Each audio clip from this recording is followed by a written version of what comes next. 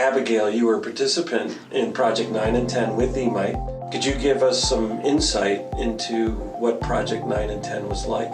We distributed book bags to the children in the slums of Jakarta.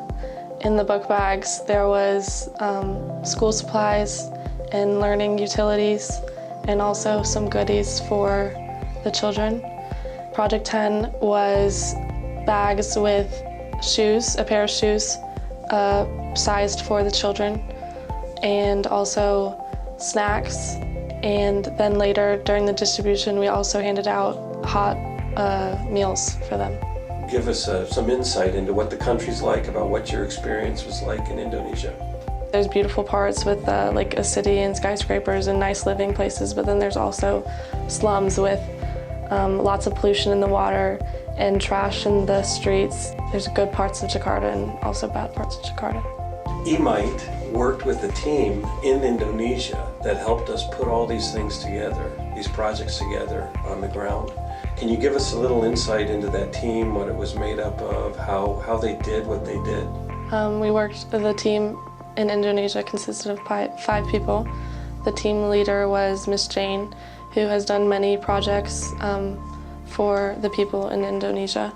And she got a group of people together, young people in their early 20s, and they helped her get the book bags together and the supplies, and also put together the Project 10 bags with the shoes and the food.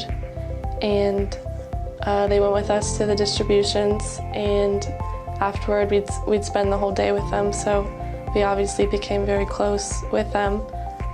They'd pick us up at 9 o'clock in the morning and we'd be with them till 9 o'clock at night, so we were definitely friends with them.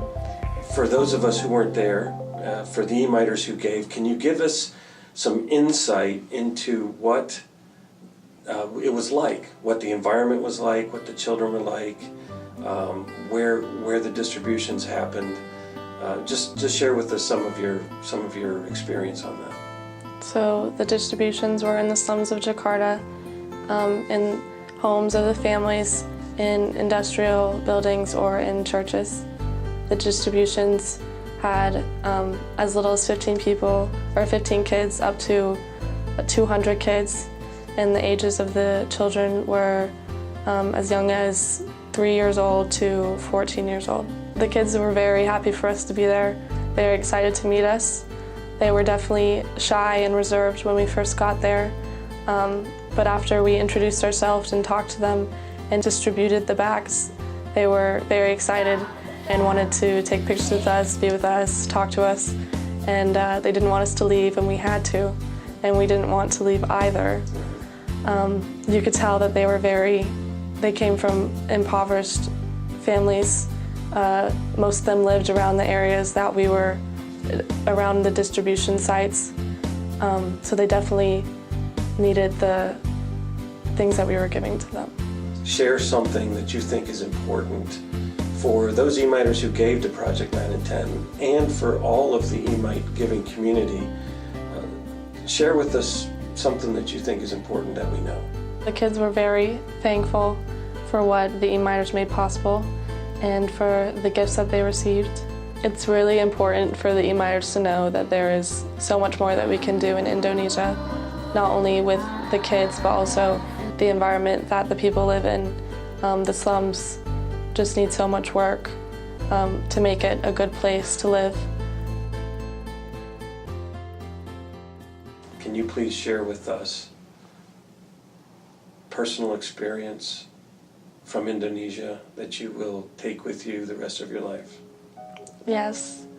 So at each distribution, they got their bags and everything, and they were very happy and excited to get those bags.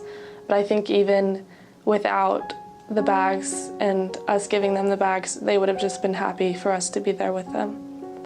God, I hate this.